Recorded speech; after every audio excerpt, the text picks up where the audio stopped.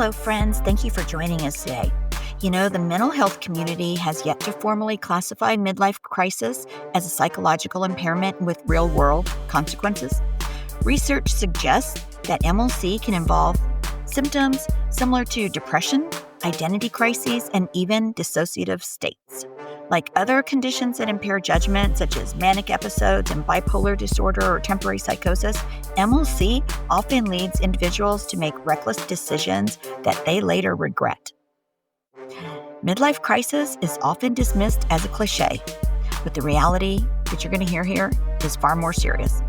During this period, individuals experience a profound psychological and emotional upheaval, leading to impulsive and self-destructive decisions. Despite the clear signs of instability, MLC individuals are currently allowed to file for divorce, sell homes, and make irreversible financial and legal choices, often to the devastation of their long-term spouses and families. But thank you for joining us today, because now you are going to hear from people around the world as they tell their story from bomb drop and beyond.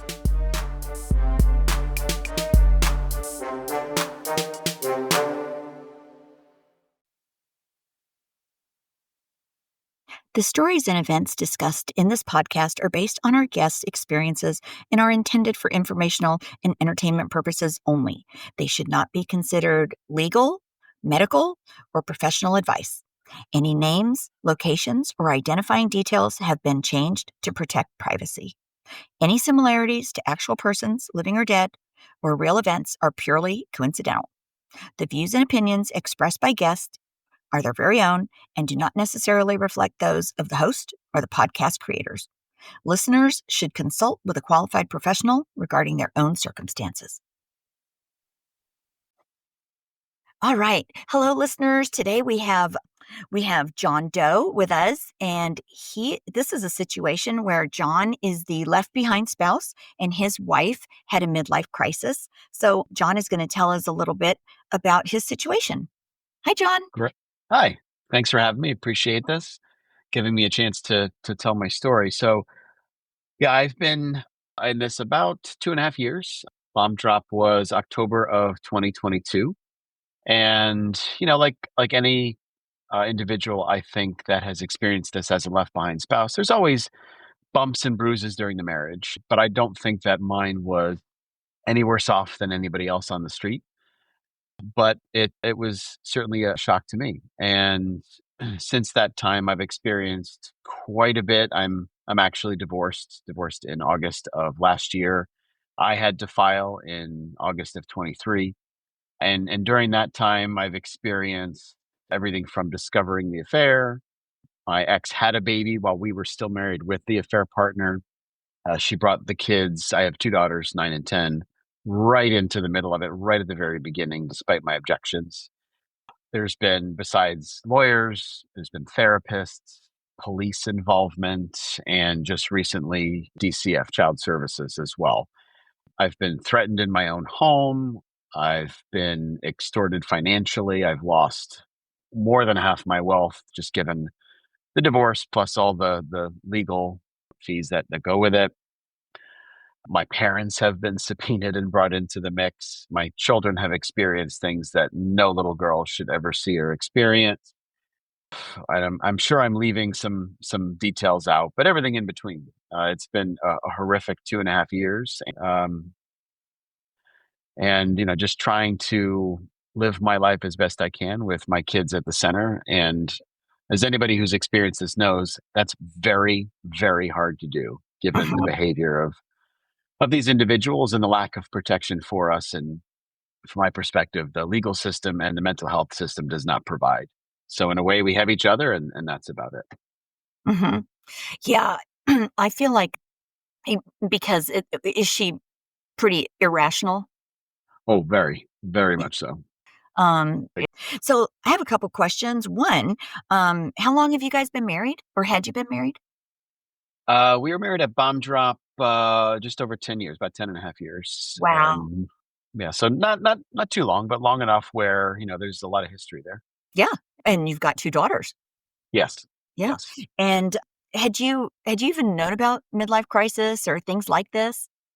No, it's interesting how each of us finds the midlife crisis solution, if you will. Like most people, I was frantically trying to understand what was going on. Googling every night, listening to YouTube videos and podcasts, and you name it, I researched it. And I don't remember exactly how I stumbled upon MLC. I think I was reading a book. It was maybe written in the 80s. It was Divorce Busting or something to that effect. It was written by a mental health expert who talked about ways of saving a marriage, one person saving a marriage. And there was a small but powerful chapter on midlife crisis. And, of course, I knew the term. We hear it in pop culture, the guy with the young girlfriend who has the convertible, but that's 1% of what this is. And I just kept plugging away, and I found more resources. And then, finally found a great support group on Facebook and just dove right in. And so much of it aligned with what I was experiencing that I said, this has to be what it is. Mhm. And I just kept reading and reading and reading. And the more I became acclimated to its attributes, the more I said, okay, Yeah. it's not me. Eureka. You found it. Yeah. It was a relief, and it was a painful one, but it was a relief. And it took me a while, but I'm glad I found it. Because in the beginning, were you like, most folks sort of feel like, oh my God, what did I do wrong? What's going on? Nothing makes sense. They're acting irrationally. So for a lot of folks, it feels like a real relief to find that there's, you know, a diagnosis, if you will, Yeah. you Yeah. know?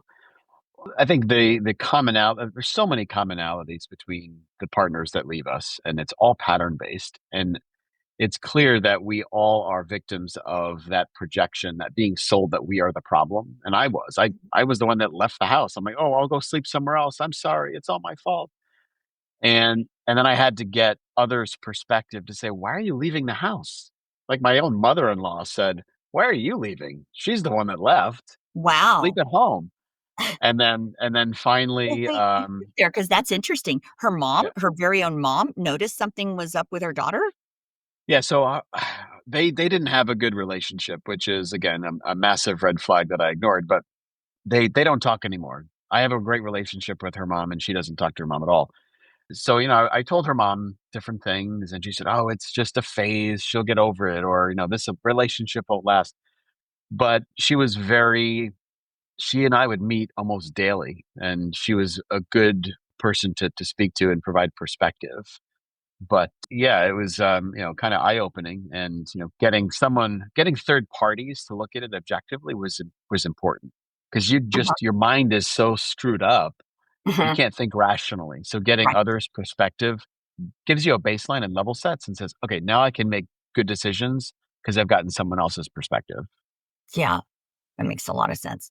What were some of the first, like, signs that something was, bothering her or that she was acting different? Like, do you recall some of the first, you know, things that were different? I think looking back, now that I know what I know, her father passed away in February of 2017, so well before Bomb Drop. But there was a shift in her even back then, but it was subtle. And as time went on, I don't know really what the reasons were, boredom with life, kids getting older, a thousand things it could be. But in the springtime of the year of Bomb Drop, she decided to join the local fire department. She wanted to become an EMT. And it was a little strange, but okay, you wanna do something different, that's fine, and I supported her in it, but it became, she was out of the house quite a bit, and, she'd cook dinner and leave and come back after the kids were in bed, after I was asleep, and, it just became more and more, and, her behavior became a little more erratic, and then there were little subtle signs that I thought, "Oh, something's going on." But, I just denied it and said, "No, she wouldn't do that, she wouldn't do that." And then the night of my daughter's birthday, this was just a few days before Bomb Drop, we had gone to a party, and she had quite a bit to drink. Came home, we got into a fight, and she tried to leave the house, and I prevented her from doing so because she was very, very drunk. And she wound up calling some of her fire department friends, and including who at the time I didn't know, but was her affair partner. He came into the house. and she wound up taking the kids and leaving and calling the police. And that was kind of the first, you know, you know, accusation of he's abusive, he's a monster, he's this, he's that. Luckily, the police report says I acted reasonably and that she was intoxicated. So nothing bad points to me, but it was just behavioral things that started small and then just escalated. And then a few days later, it was bomb drop. And w w how did your bomb drop go? Can you talk about it? Like, was it the, "Well, John, I love you, but I'm not in love with you." You know, was it one of the standard phrases that they tend to say? Standard phrase, just same thing as everybody else. I love you, but I'm not in love with you. Close my heart to you. It's open for someone else. Wow. You deserve better. Mhm. Nothing out of the ordinary, which again, Yeah. it's all pattern based and it's Isn't it so crazy? funny. Yeah, when you see these stories, they're so every story is so similar, and it's almost like a zombie thing, when I see the similarities, it's just amazing. It's like a, what do you call it? A book, a rule book, you know, Yeah, it's the playbook. They've play got, there you the go. playbook out. And Mhm. what I find fascinating about that is, in when I was going through the divorce, I had several videos that I had taken, some when she was in a house acting crazy, some through security cameras, and she knew I had them, so she wanted to make sure that they couldn't be shown to anybody in the future. So she asked for me to erase them. And I was adamant to my attorney. I said, I am going to need these because if a judge were to look at these, she would or he would look at them and say, this person is manic and should not be around young children. And I had to convince my attorney, and I couldn't understand. I'm like, you must see this constantly in divorce cases, constantly, whether it's the man or the woman. And I know we figured it out, but I found it surprising because I hear about these things so often now from people that have just opened up and come to me with their stories, and I think it's more popular, not more popular, more common than we think it is. Oh, yeah. You know what? One person that is in an upcoming episode or interview, she refers to it as an epidemic. You know? And it's crazy. Almost every day, if I'm in a grocery store or something and just talking to somebody, I hear another story. And it is just, it's almost like what's in the water that we're drinking, you know? It's really become so mainstream. Well, I think being in it, and I can say from a male perspective because it's a little bit different, a male versus a woman, and I have young girls. Mhm. What I find is going to happen to society is that this will propagate itself almost like a pyramid scheme in a way. So in the divorce situation I went through, I was raked through the coals. I mean, just I could have been living in my car with no custody. Like it could have gone that way. And men, that happens to men all the time. Mhm. So and again, it could be the same with women. I'm not just saying that, but this is again from my perspective. And it's super But scary, you it know? is very scary, and I read it all the time, and it scares the heck out of me. And so were you guys at And court or no w- mediation? It was court? no, we mediated, and she tried to do certain things, but she just maybe wasn't that bonkers then, or I just got lucky. I don't know, but we were able to stay out of court, and I still lost a ton, but I was able to get 50% custody, which is what I wanted. Mhm. But I can see a world where people get so resentful that they lash out and take that out on their children, or they talk about their spouse in front of their children in a bad way, and it just sets the kids up to do the same thing. So if I only have 2 kids, let's say I had 4, and Mhm. let's say I wasn't put together, and I decide I'm gonna just talk bad about mom all day long and make it the worst experience. Now my 4 children are set up to have their own midlife crisis, and then if they have kids that will then be set up, and it just propagates out because the system isn't set up to support the family. It's set up to just divide and Mhm. make money. Yeah. And I think it's going to get worse as time goes on. So when you see 50% or whatever the number is of divorces today, that'll grow higher. And out of that percentage, more are going to be contentious versus amicable. Yeah. It's a really good perspective that you describe with the propagating and the kids, and yeah, that is really true. So, with women, they say that the average man's MLC is going to be 3 to 10 years, and a woman, I think, is 3 to 5, maybe. It's much shorter. It's shorter, yeah. Yeah. Yeah. Have you seen any signs that she might be coming out of this? No, it seems to be getting worse before it gets better. We don't communicate whatsoever. There's just more animosity, Uh-huh. and it just seems the more I take back control or the better I'm living, the worse she feels and the more she hates. What's interesting is at the very beginning, this is when she was sort of living here, sort of not, probably about 4 months in post bomb drop. She came back one morning after being away and just crying, absolutely upset. And she said, "Okay, I'll stay, but my new friend, the affair partner, he's my best friend. I can't let him go." And we talked for a while, and I remember her sitting down crying, just saying, "I can't believe I'm doing this. I can't believe I'm a person having an affair."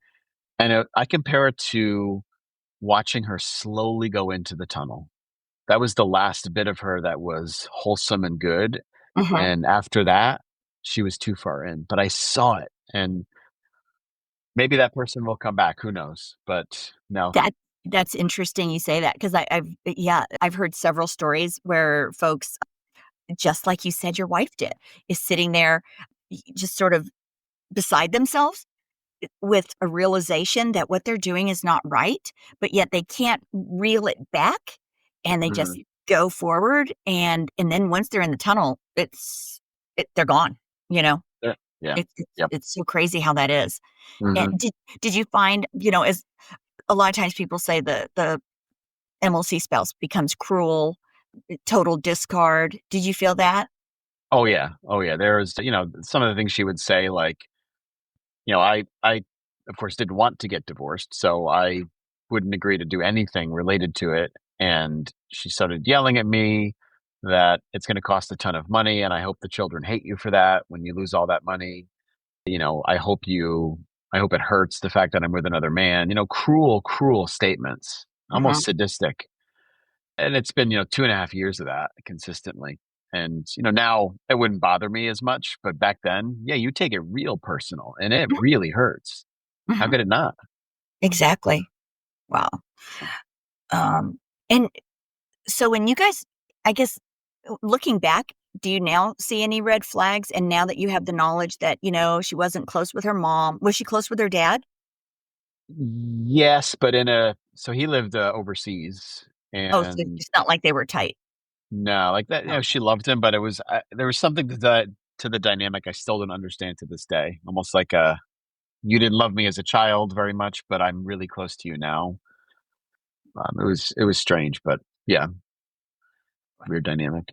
But yeah, I think as far as red flags go, I mean, prop them up all day long now. Like, I turn my head to them as many people did. That's what love does. You love the person for who they are, Mhm. and you think, okay, they've had a bad history. They acknowledge it, but they're in a marriage now. You never would have expected this, but never was able to sustain any type of relationship with anybody, whether it be a family member or a friend. She has no friends. She doesn't really have relationships with anybody in her family now. And, I'd say the average tenure of all relationships she has is probably less than 3 years, and she's in her mid 40s. So those types of things go back to the beginning when her childhood was very traumatic. She was emotionally neglected, and just didn't have the childhood I had, didn't have those tools. And if I had known, of course, back then when we met, what I know now, I never would have dated her, because I know all of that comes back. But how could we? No, nobody knew Well, about so any of this until you and get into it. actually, when you like 10 years ago, you weren't really familiar with, I would assume you weren't really familiar with attachment styles and MLC, okay, and red No. flags, things like that. Like you said, you're just average guy, average girl. Yeah, it's crazy because it Yeah. opens your eyes to a whole new world, you Yeah. know. Yeah. I've dipped my toe in the dating world, and I got to tell you, it's you look at people differently. Mhm. Everything from like, if somebody has tattoos, what is that saying about how they externalize their inside, what their past is, how they talk about their ex and how what they are like as a parent. Like all those things tell a story and things I would have glossed over before. I've got the microscope out now. And it's a Right. scary world out there. Right, because 'cause you're sitting there trying to get to know them and at the same time analyze them, looking for the red flags, you Right. know? Yeah, it's crazy. And then, Exactly. of Yeah. course, there was, when you guys started dating, was there any, oh, what do you call it? Love bombing? Were you guys did when you guys met, did you have a quick courtship before you got married or Yeah, I'd say so. I had gotten out of a long-term relationship just prior, and she was actually married before me Uh-huh. to somebody for a brief period of time. So I looked at it as, we both were in our early 30s. We knew what we wanted. We connected right away. But yeah, it was pretty quick. And obviously looking back, like that was a mistake. But I genuinely thought she was a good, and she was. She Yeah, was. She was a great mom, a great wife. Like nothing bad to say in many areas. It's just her past caught up with her, yeah, and that's a shame. And I feel bad for the life she's creating for herself. It's ultimately not her doing, but these are still her present choices, and mhm. the consequences that go with them will come. How's it going with the girls? It's pretty good. I was always a great dad, but the thing that's been thrust upon me is one person can change the direction of a child's life. One Mhm. person. And I know if I provide them that emotional safety, that stability, that security, that love, they will grow up to be individuals that are strong, healthy, that will have relationships that are safe and healthy and secure. They both have anxiety disorders. Wait, did Uh, this happen in the last year or 2? yeah, they've been diagnosed by their therapist post bomb drop. So Oh, there's some, certainly some ramifications for all this. And there's obviously an unknown. There's just things I just don't know what's in their head, right? What they know, what they see. I'm fairly confident that they're being told very bad things about dad, and all I can do is show up and love them, and mhm. time will dictate the rest. But it's not the life I wanted for them, but I have to make it the best it can be. Yep. Wow. Well, at least yeah, you put them first. Yeah. So that's huge, you know? Yep. Yeah. That's Always. Yep. huge. And well, I guess you said she has a new child with her affair partner? Ye- Yeah. I found out October of 23, so about a year after bomb drop. She was pregnant, and then they had their excuse me, their baby in April of 24. So that was a whole other mess, and then they got remarried this past October. So it's just these, different events that have been sprinkled in over the course of the last 2.5 years that I've had to deal with. But the baby was an interesting one because you figure that has to count for something in the divorce proceeding that could benefit me in a way, and it didn't matter. She actually used my insurance to have the baby with this guy, which opening that explanation of benefit statement was another punch in the gut. But you just take the beatings as they come, and it it builds a resiliency in you that prepares you for the next and the next and the next. You just got to keep a good heart while you build that resiliency, and hopefully the two align. So you're changing as a person and in a good way. Yeah. It's so amazing you said that because it is so true. It does. You do become more resilient. You have to. And Mhm. it's like when bad things happen, it's like, well, I was, it's okay, 'cause that's true. Oh, it Yeah. really does make you stronger. So, because I was gonna ask, a lot of times I'll ask, well, thoughts on reconciliation, but it sounds like, that might be a real Yeah. I, I'll say that nothing is absolute. If you had told me this would be the phone call I'm having on a Tuesday night in Mhm, March of 25, I would say no. So I can never say 0, but obviously I've seen and experienced so much. It'd be hard to unsee all of this, mhm. and I don't know if she's ever capable of changing. So reconciliation is probably not on the table.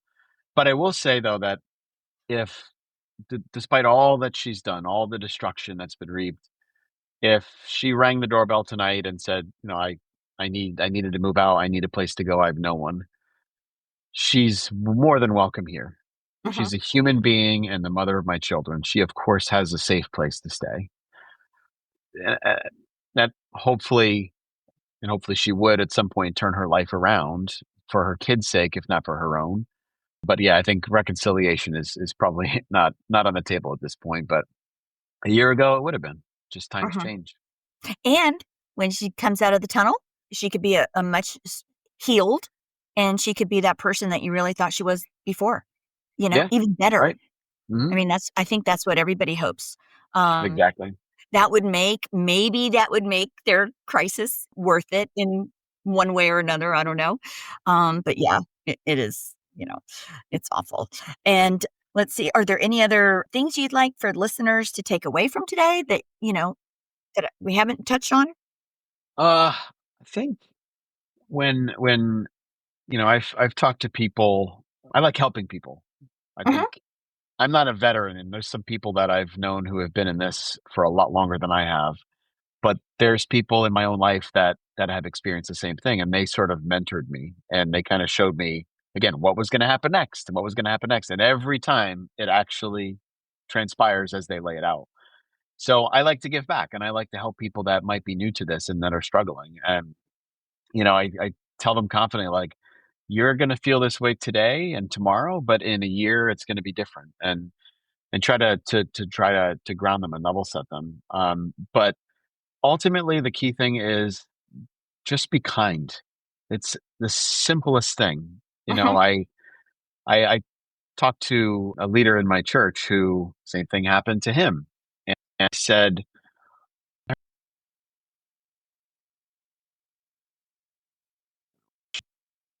he reached out to me when he suspected something was going on, and I opened up to him, and he opened up to me, and he had gone through something similar. Now he didn't reconcile with his ex, but he was able to eventually get custody of all of his daughters, and he's now wildly successful in his private life, relationship life, and in church. And so I asked him, like, well, what can I do? What's the one thing you'd recommend I do? And he said, like everybody else, take the high road. Take the high road. It Mhm, is really hard because you want to go and slap your spouse across the face and tell the world how awful they are, but you don't need to do that because it mhm, will all take care of itself, and people will learn what the truth is, and they will see the lies from the truth in time. mhm. So that's my advice to anyone who's brand new to this. Be kind, take the high road. And it's Stay hard. kind and take the high road. Yeah. Very good advice. Yeah. And then it'll all work out one way or the other. I Mhm. hope for all of us. So anything's going on now in your like, how has this changed you for the better? Well, going back to what I said earlier about being resilient, Mhm, things that once bothered me now don't. mhm, And I always think back to is an HBO miniseries I used to watch years ago. It's called Band of Brothers. I'm not sure if you're familiar with that. mhm, And it was a great 10 episode series on the 101st Airborne in World War II. And in one of the interviews with one of the men who had served, he was talking about his experience as he was transitioning from combat into civilian life again. And he said, based on my experience where I shot a gun and killed people, I watched my friends die, I sat in terror for years, I felt like I could do anything. It was almost like he had obtained a superpower in a way. right. And I feel not like that, but somewhat similar. Like I feel like based on what I'm doing and absorbing every single day and just taking a beating and getting up and doing it again, that I have a power that other people don't have. Not that I want this to happen, but if it is, I'm going to embrace it and say like I'm not going to worry about, the electric bill is higher this month, or I've got a flat tire, or it's going to rain tomorrow and I want it to be sunny. None of that matters. None of it, Mhm, because this is horrific what we are experiencing. So it's a different perspective, and then kind of a tangent to that.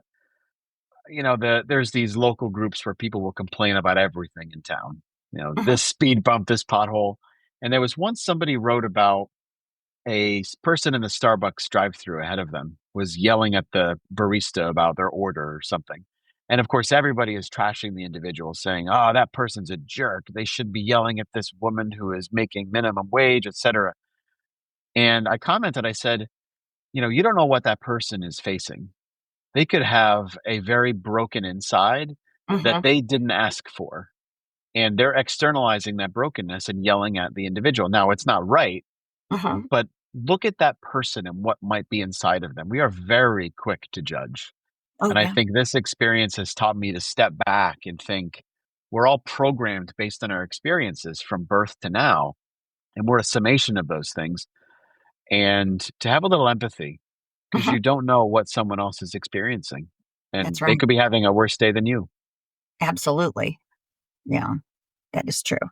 Well, thank you so much, John, for sharing this with us today, uh, and wishing you all the best in the future. I think I heard you're starting a group in your community. Yeah, so there's a number of folks that I found that are local within, a half a day's drive, let's say. Uh-huh. And, it's great to be able to chat or text over the internet, but getting in person, I think, is beneficial. So I'm trying to organize a local group of us to meet somewhere for a half a day and be able to share stories and bond over this experience and be able to reach out to the group whenever they need help, because one of us has probably experienced something that another is struggling with. And if we can use our Yeah, collective wisdom to help each other in person or it even makes outside such a of meeting, difference. makes a big difference. So Mhm. hopefully if this works, we can try to get others in other areas of the country to do the same and just make something a little bit more substantial offline. Yeah, that would be awesome. That would really be awesome. All right. Well, thank you so much. We'll see you soon on another episode. And thanks to our viewers today. And thank you so much, John, for sharing your story. And we wish you all the best. Thank you for having me. Midlife crisis is often dismissed as a cliche, but the reality is far more serious. Many folks feel that the mental health community has yet to formally classify midlife crisis as a psychological impairment with real world consequences. Research suggests that MLC can involve symptoms similar to depression, identity crises, and even dissociative states. Like other conditions that impair judgment, such as manic episodes in bipolar disorder or temporary psychosis, MLC often leads individuals to make reckless decisions that they later regret, but they don't even realize that these are things that they really wouldn't normally want to have happen under normal circumstances. To prevent MLC driven destruction, legal reform should be considered, such as waiting periods for major decisions, just as there are waiting periods for gun purchases and other high risk actions. A mandatory reflection period should be instituted before finalizing divorce or selling shared property during an MLC. A lot of folks think legal oversight for spousal protection should be instilled. If one spouse claims the other is in a midlife crisis, courts could require mediation and mental health assessments before irreversible legal actions would be taken. Because throughout our stories, you're going to hear almost the same exact behavior by the people experiencing a midlife crisis. There could be 100 people, 99 of them are going to act exactly the same, even with the same phrases and behavior. It's absolutely uncanny. So, for this reason, we really feel midlife crisis should be recognized as a serious mental health and legal issue. Until there are systems in place to ensure that individuals in crisis are not making irreversible decisions, countless spouses will continue to suffer unnecessary devastation.